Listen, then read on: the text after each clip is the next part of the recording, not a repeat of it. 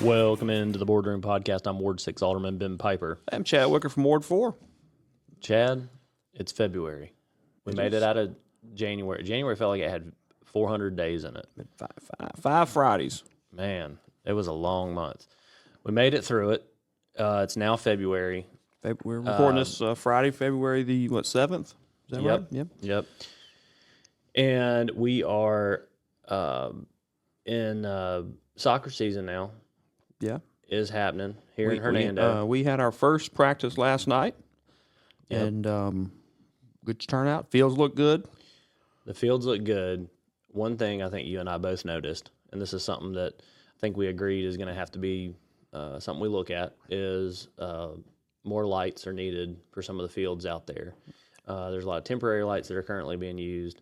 The big fields that are right there. If you're familiar with the soccer complex, when you first come in there, those first two big fields, the northern part of the property. Yep, the northern part. If you're like old Chris Columbus over there with his, and you know what your directions to the north side of the complex, there's lights that are needed. Conduit was run to it when we did the last phase of the lighting project out there, and it does seem like it's something that we could feasibly take on in the next couple years here. So hopefully we can talk more about that. But that's something that hopefully will be coming down the pike for y'all that have concerns about it.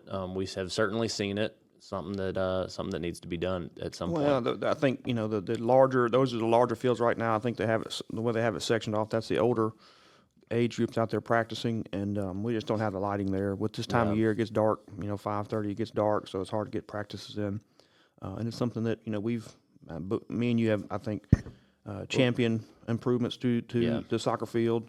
You even more than I have, and so I think that's just the next step to do that. And we'll have to see if we can work, talk to Jared and see if we can work in our budget, and hopefully get that done the next year or two or so. Yeah, we'll see what we can do. But so we got that going. We got tonight. If you're listening to this, you probably won't get it out.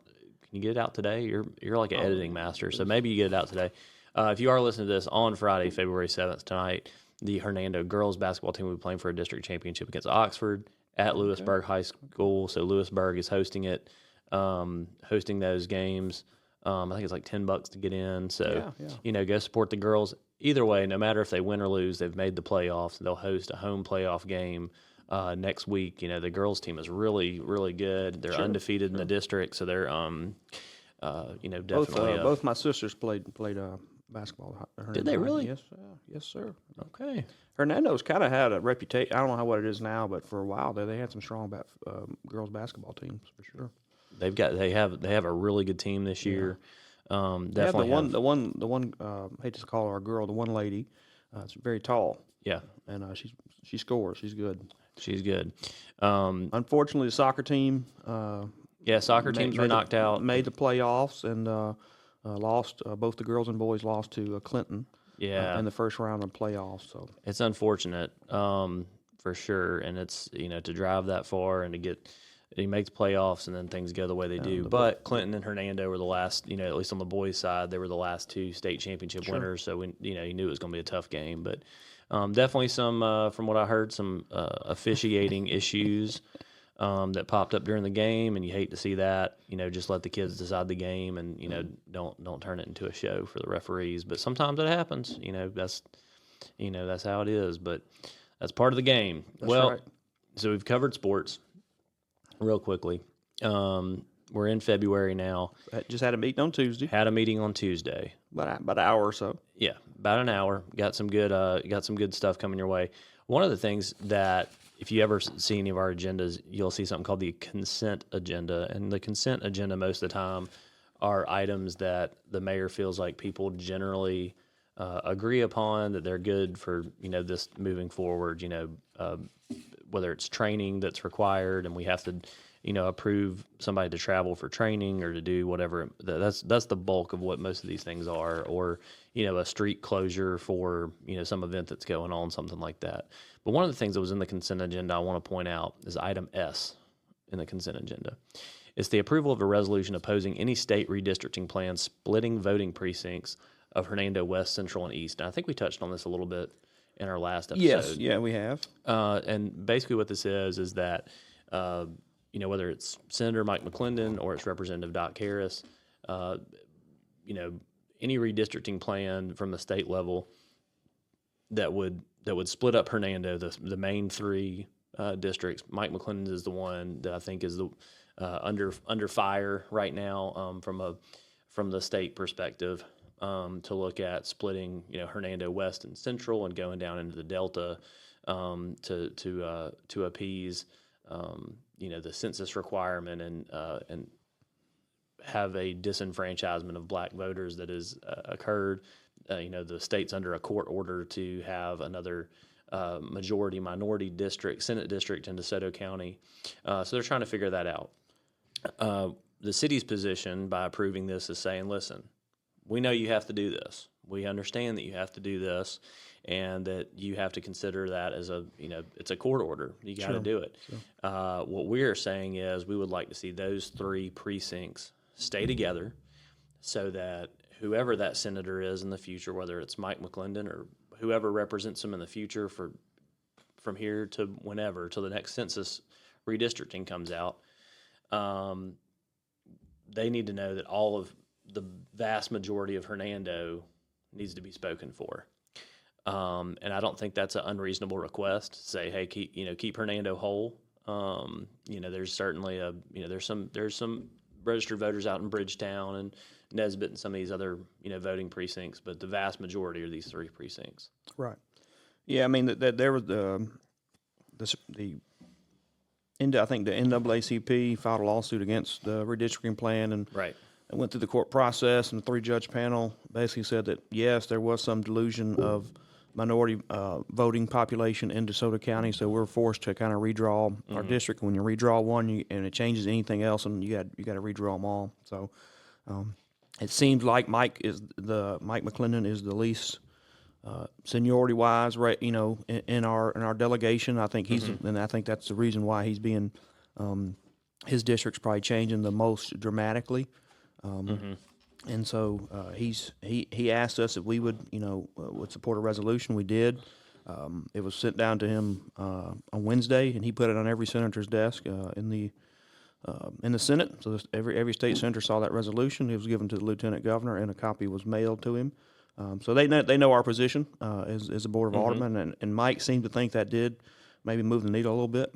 Good. And so he's working to try to get us. And I think what we're gonna with, and maybe keeping Hernando whole, but also getting some additional counties, maybe Tate County, Parnola County, all the way down to Quitman County. So interesting. Which okay. it's there's some politics that plays in that, Ben. You know that, and so we'll see what happens. Well, and it's one of those things that the Senate districts are 45,000, 48,000, 45 to 55,000 people. I can't remember the exact number right at the top of my head. And you think about Hernando, those three precincts, it's a lot of people. Yeah. Right. So there has to be a lot. When you look at Tate County or some other surrounding counties, Hernando has more people living in them than there's probably what do you think? Probably 20,000 people in those precincts. Southern, yeah. I mean, and then you go south from there, and southern DeSoto County's got plenty of people too. So there's a lot of growth happening there, and I think that you're going to see 2030 census when it comes along. Like those numbers are all going to increase, and things will have to be redone again, most likely. Well, I don't know if we've ever mentioned BVAP on the podcast. I don't think so. So that's the black voting age population, and so this district that they're drawing has to have a BVAP of over 50% to be considered a majority district. So that's kind of like you're saying, if it's 20,000 people in DeSoto County, which is 70-30 black and white, probably something like that. Sure. You're gonna have to pick up some black population in other places. So, correct. And so that's really what we're looking at. I don't agree with that. I think personally, my opinion is, it should be nonpartisan. Draw the lines the way they are, and you run and you run. That's my opinion. But right, politics plays into it, and the court system plays into it as well. So this three-judge panel, the Senate could redraw it, the state could get this redrawn, and it goes back to the judges, and they say, well, you know what, still isn't good enough. You need to redraw it again. and we want to see it at 60% or 70%. They could use whatever objective measure they want to, and that's the balances of government, the checks and balances that are in place in state government and federal government. Well, since the pre-clearance on the Civil Rights Voting Act changed, I think in 2015 or 16, some states, now Mississippi has gotten caught in where they've had a district plan approved and had elections and elected, and then they come back and a lawsuit makes you change it. Before that, the pre-clearance, you would have to have this pre-cleared by the Department of Justice before you could have elections, and so that it's kind of, some states have a history of, what do you call it, gerrymandering or whatever. Right, correct. And so the reason I brought that one out is because a lot of times the consent agenda, we don't touch on it at all, but that one is a fairly important resolution that went down to Jackson. So well, one thing on the consent agenda that I'm very proud of is number L there. Letter L. Oh, a food truck at the National Guard Armory? Well, you must have an amended. I've got an amended one. What's L on yours? Approval of a new paid soccer program, adult flag football. Oh, okay. I've been trying to get Jared to do an adult flag football league for a while now. So you're gonna tear an ACL out there. Huh? You gonna tear we're gonna win the league, baby. Okay. We're gonna win the league. Huh? We need to listen. We need to get Campbell Clinic or Ortho South on the line. We need some specialists out there. As my son reads, I'm gonna go out there and cook, I believe is what they say nowadays. All right. Well, don't be careful. But yeah, we're adding that program, so I think registration is actually open. You can register. I think a team's $400, or you can sign up just as a person for $100. That's something that a lot of my people I hang out with and different things mentioned. Well, we don't have an adult flag football league over the years, and so I asked Jared about it. He looked into it, and he. And the games will be played at. Where would the games be played at? Kirkendall Park. I'm assuming, yeah. I didn't get that far with him. All right. Ages 18 and up. So you're saying you want to be on the same field with like an 18, 19, 20-year-old. Well, see, I play quarterback. Okay. So I'm just going to be throwing the ball. All right. I'm going to let the young guys do all the route running. You got Aaron Rodgers 2.0. Hey, I'm a legend in Hernando High School football, okay? A legend. I believe it. I believe it. I'm just kidding. So we got flag football going on. Check that out. We also had, real quick, we recognize Willie Smith in the Public Works as the Employee of the Month. Mr. Willie is a do-it-all kind of person that has a great attitude, and per the Public Works Director. I think he may be one of the longer tenured employees. Yes. And if something is not running and they can't get it running, they give it to Willie and he gets it running. He is one of those people. Everyone needs somebody like a Willie in that department to make it work. Is he the one that fixed our generator that time? He did. It was literally like none of us could get the generator straight, and he like walked up with like a ball peen hammer and he like tapped it 3 times and then it started, and I was like, man, that's wild. I was just I did do the check. I don't know if you ever seen that movie Sling Blade. Yeah. When they can't get the mower started, and he walks over, he's like, "Oh, there's no gas in it. That's why it won't start." Like I checked that before we like called anybody, because I was like, well, let's not look too out of touch here. All right, so we had our continuing our end of the year update parade of department directors. We got an end of the year update from the fire department from Chief Barry. The fire department continues to do great things, and they went over some really large fires in the last year. Obviously you had the Hampton Inn, and there's also some structure fires that went on. There was an arson over in my area on Terra Drive. There is those are not normal to see on these end of the year. Usually when we have any sort of fires that they go to, it's like a kitchen fire, a grease fire or something. Right. So these were definitely, and to not have any injuries come from those, well done from the fire department. And then we moved on to the Department of Planning, and this was one that I think everybody knows that Hernando is growing, and it's our job to try to make sure it's growing responsibly. Our plan director, Austin Cardozi, really showed that development is rapidly increasing from terms of the number of commercial buildings, the number of homes that are built, but also older buildings that are currently existing that are being reused, refurbished. Yeah. Like the Lost Pizza, and just that's going to be coming to the old DeSoto Times building. We had the Hot Works that came in there, and Cheers, Magnolia and Soap. the Magnolia Soap. So you had 4 businesses that basically revived one building that had just been sitting vacant, which is great. That's great stuff, right? It's good infill, and so we've had a flurry of activity over there, and that is one of our smallest departments in terms of head count. Yeah. So those folks do a lot with a little. Our dispatch director, Deborah Rosenberg, gave her presentation as well. That's one of those departments that runs 24/7, 365. They're there to answer that call when you call 911, and they have also seen an increase in calls for service. It's up basically every year, and we are adding she did give us an update that they're going from 3 response stations to 4 response stations, which is obviously a 25% increase. So that's great news. So they're making that happen right now. So good things there. Chad, you want to talk about the EWP project over there at Deer Creek and 51? Yeah, so that's part of a longer range project. That whole, I guess Deer Creek, I guess is the name of the creek there. It runs that whole length. It starts right there at the Doe Creek Trail right there, and runs behind all those homes and goes all through there. Over the last 3 or 4 years, we've actually really about 5 years, because I think the first project was bid out right before we got on the board, to erosion control, go back in there and put the white rock down, control that ditch. There were several people's yards there that was eroded away.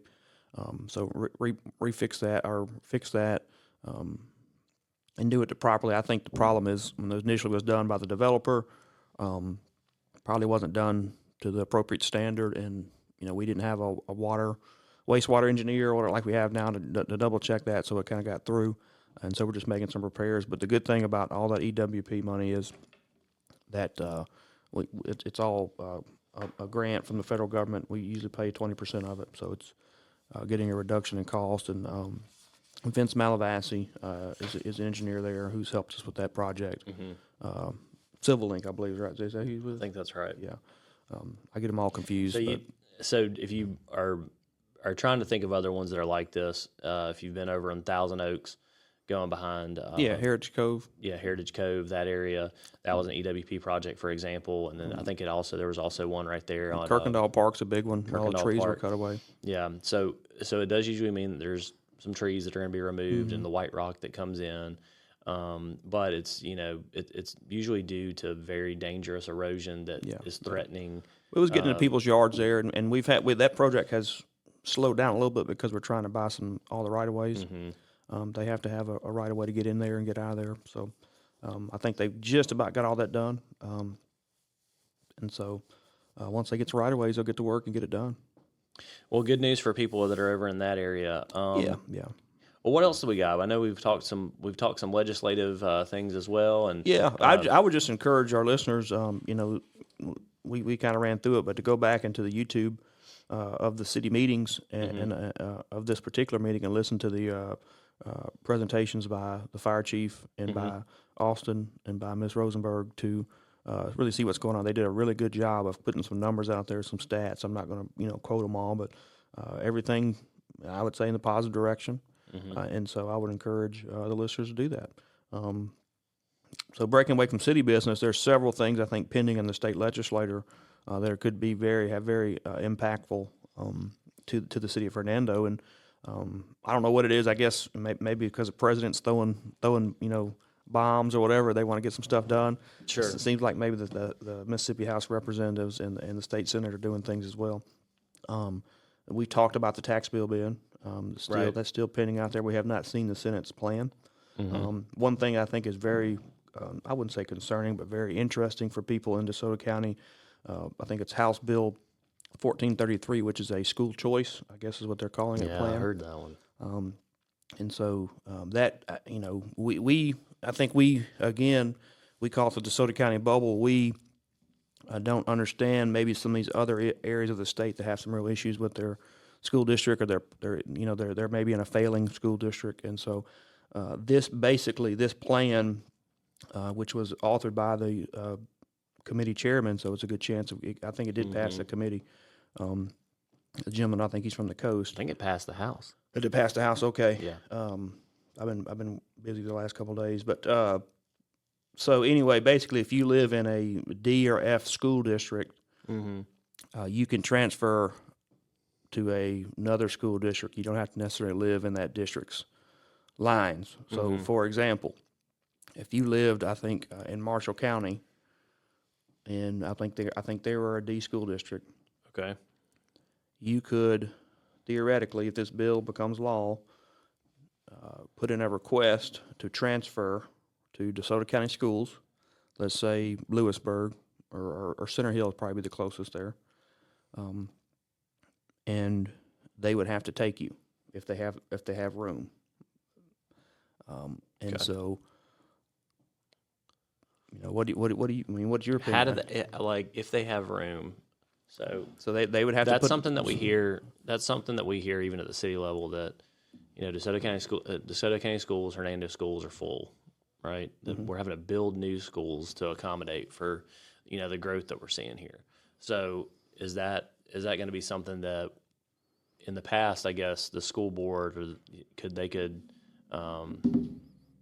they could say, listen, we don't have this, but we've got to veto this move, and now they're taking away that veto power more or less. Yeah. So currently, the way the law is now, there is a form of school choice. And school choice is a people define it different ways. But if you live in Marshall County, you may need a certain program that they don't offer, and you want to come to DeSoto County Schools, you can put in a waiver. DeSoto County has to agree to it. Marshall County has to agree to it. They can go. If this bill becomes law, my understanding of it is, at the start of every school year, the state Department of Education would determine a capacity for your school.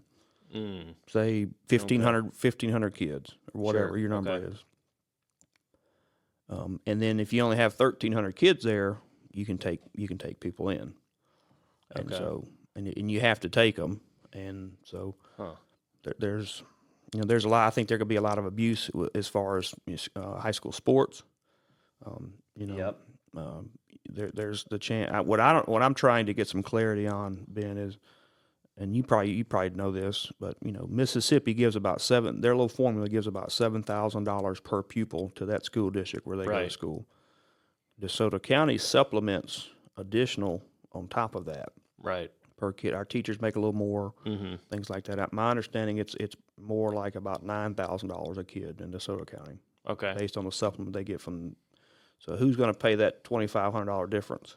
Right. Is that part of it? Yeah. Is that's not outlined in the legislation. So I'm assuming that we would have to just eat that. So that would. Well, I mean, that's the other thing about it, is that they could, it could very well be that DeSoto County schools are full. Yeah. By the state's recommendation. Yeah. But here's the thing to narrow it down to Hernando. Okay. Is we're building a brand new school, and we intentionally built it larger than what we needed for the future growth. Right. So if this becomes law. Yeah, that's true. That's true. Well, is it by this? Is it by school, or is it by school? By school. It's by school. Yeah. Okay, interesting. School zone. So like Hernando, all the Hernando schools are in the school zone. And so another thing I don't think we have any D or F districts in DeSoto County. But let's say South Haven was a D district. Well, those kids who then transferred to Hernando or Lewisburg or other schools. So based on this proposed legislation. Yeah, I mean, I think that education is one of those things that Mississippi people have been trying to solve for a long time. Sure. And excuse me, it's complex and it's complicated. And I always feel like when you have, I know that there's been some principals and some teachers that have spoken out against it, and they know more about that system than I do, and so I kind of lean in their direction. If they're saying it's not going to be something that's good for DeSoto County schools, we should take their word for it. Typically they're not very vocal publicly against things, because you don't want to start that whole deal with social media and people expressing political opinions sometimes. But if they feel comfortable enough to say something like that, then it's like, man, this really must be something that's not going to be great for our district or our area. So definitely, I mean, calling your senator, I would think that Mike McClendon would not be in favor of it, but I don't want to speak for him. I have not talked to him directly about it, but I wouldn't think. I know the lieutenant governor, I don't think has showed support for the bill. Now, I think Governor Tate Reeves has come out and supported the bill. Now, I know Representative Harris voted against it. I do know that. I'm not sure how everybody in DeSoto County voted, but I do know, Doc Harris is, my representative, so I looked to see how he voted. And he was not in favor of it. And I think there's something I think we can discuss school choice or vouchers and things. I think Tennessee, Arkansas, Louisiana, Alabama, the schools, the states around us have some type of school choice. That's something we can talk about. When you and obviously you're going to have, like, if you're, let's say in your example, Marshall County to Hernando, they're not going to supply transportation out to Marshall County. That's right. Like that person going to have to take their child however far it is to Hernando schools every single day. I mean, it's just it seems like it's something that on paper, it seems like a good idea, but like in actuality of logistics, it seems like doesn't seem like it would work in a lot of cases. But I also know that DeSoto County is unique in that we have one county, one school district, and there's other parts of the state where you have one county, 5 school districts. Yeah. See, that's something I think that needs to be addressed before we start talking about school choices. I think there's 120 plus school districts in 82 counties. So I think we can start consolidating some of these school districts who are. That's a hot I know button that but you can do it in a way. I think you can do it in a way to make sense. Like, for example, and this is not saying they need to consolidate, but like Shelby's, my wife Shelby's family is from Rankin County, so there's a Rankin County school district. That's Brandon, Northwest Rankin, and then the city of Pearl has their own school district. And I think that was done years and years ago, from my understanding from talking to her grandfather, was done because the people in Pearl wanted to keep improving their school district, and the Rankin County schools they wanted to spend money in Brandon and other places and didn't want to so they said, screw it, we'll just develop our own, and so they have their own school district. Oh, wow. Does that still make sense? Of course that'd never happen. I mean, that'd be a so I mean, another example is a place that Lindsay and I lived for a few years in Hattiesburg, so Forest County. Just in Forest County, you have Forest County Schools, Hattiesburg City Schools, Petal City Schools, and then Forest County Agricultural High School is its own school district. And it's a very unique kind of place, so I understand why FCAHS has its own deal, but that's 4 school districts in one county. And I'm not saying that I'm not advocating, they should be forced to all be one school district, but that means that there's 4 school superintendents, there's 4 administrative staffs, all these other things. There's 4 5-man school boards. Correct, and the population of that county is less than DeSoto County, and we have one school district, right? Yeah. So that's the kind of things that I think when there's local issues that we don't necessarily understand. There's historical issues that we may not necessarily understand in every case, but that's an example right there that I know I've lived and seen, and it is a little it's unusual to see that. And then the next county over, Lamar County, which is a very growth heavy part of that it's just Lamar County Schools, and that's it. So literally right there together, you have 2 very drastic different examples of how school can be done. I think for so many years, we've seen the growth in DeSoto County for, I always say 3 reasons. You got,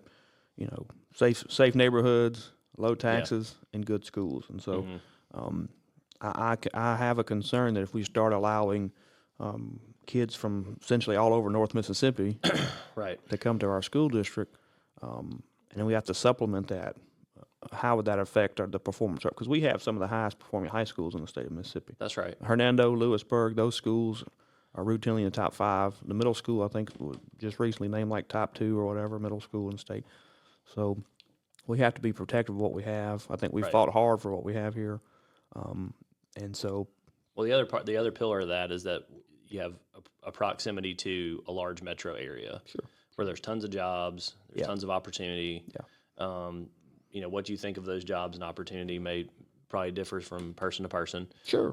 But you have a huge FedEx hub, you have a huge, AutoZone, some of these other really large companies that international paper are based there. First Horizon Bank. You've got a lot of really big, employers that people need to have that close proximity to be able to have a place to live, work, play. That's So right. we've had a lot of suburban growth in DeSoto County because of that. But yeah, so we talked a gamut of issues here: Yeah. school choice and school consolidation and state redistricting and some really big topics. So Hernando right now, going back kind of hyper local with this. The city of Hernando does have a municipal election going on this year. Yes. Kind of buried the lead a little bit. So if you're still with us, Hernando does have a city election coming up. The Republican primary is on April the Fool's 1st. Day. April the 1st.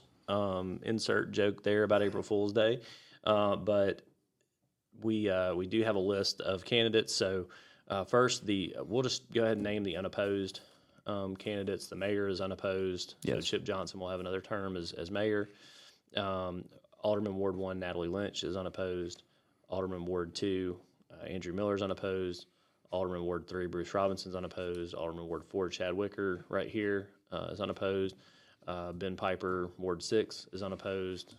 Thank you very much. Appreciate that. Yeah. So we have two contested So we have two contested races. out of the 7. And we'll just go alphabetical and say alderman at large is we have 3 Republican qualifiers: Jeff Hobbs, Jarrett Mashaw, and Lauren McClendon. Those are the 3 opponents, candidates rather, for the Republican primary on April the 1st. Yep. For And alderman then, at and large. then Alderman Ward 5. Alderman Ward 5 We have 2 there. We have Kitchens.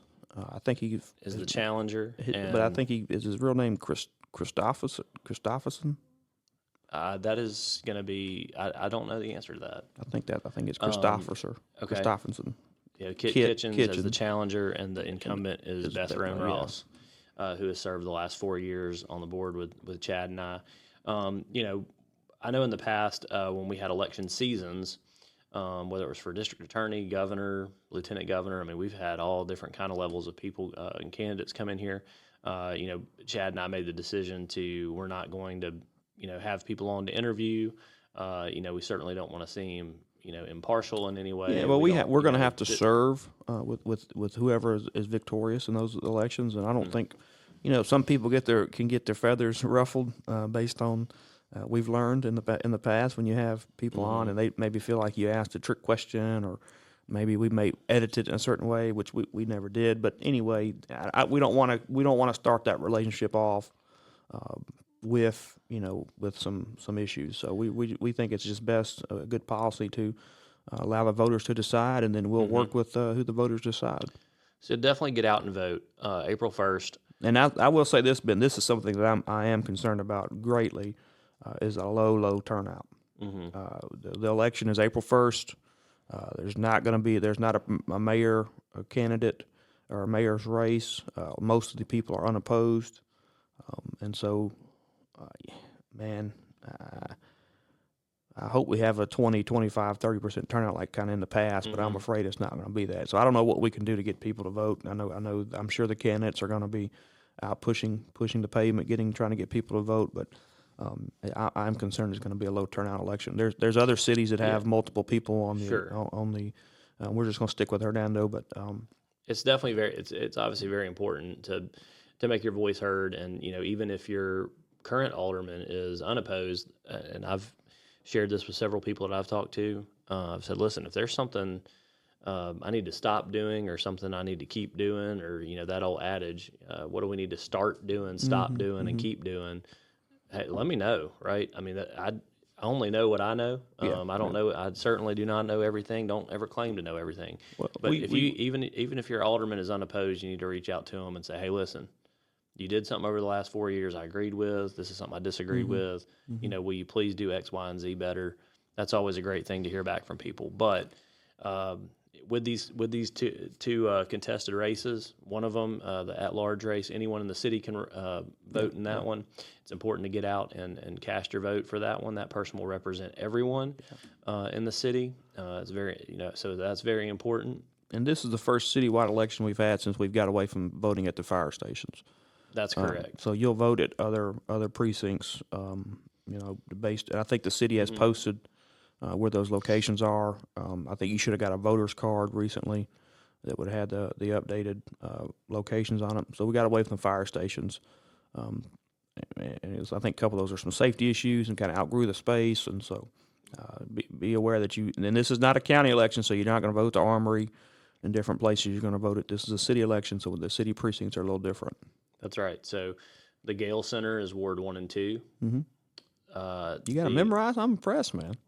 Wards 3 and 4, you want to take that one? I don't know where. I can't remember. I think it's the church. The Redemption Church. Yeah, Redemption Church. That's Church correct. on 51. Yeah. And then Wards 5 and 6 is at Colonial Hills Church there on Monteith. Man, I'm proud, man. Listen, you're ready to go.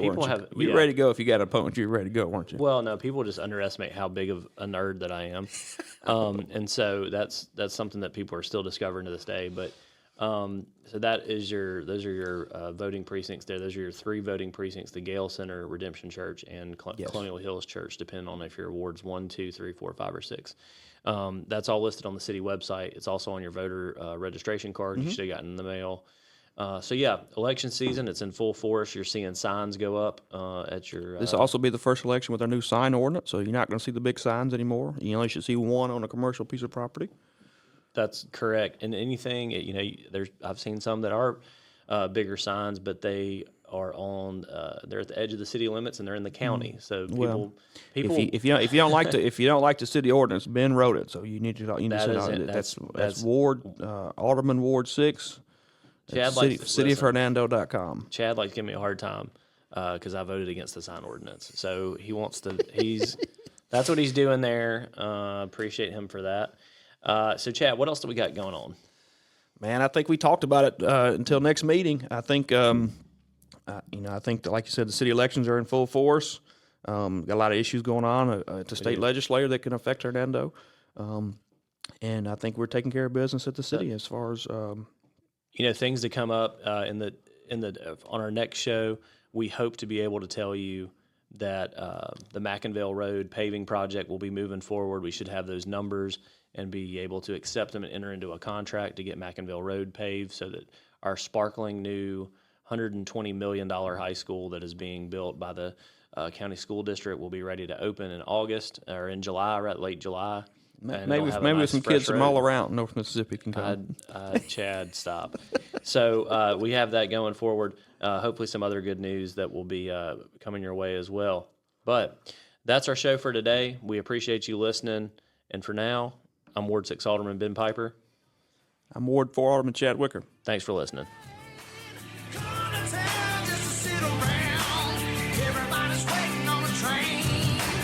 Waiting on a train, waiting on a train.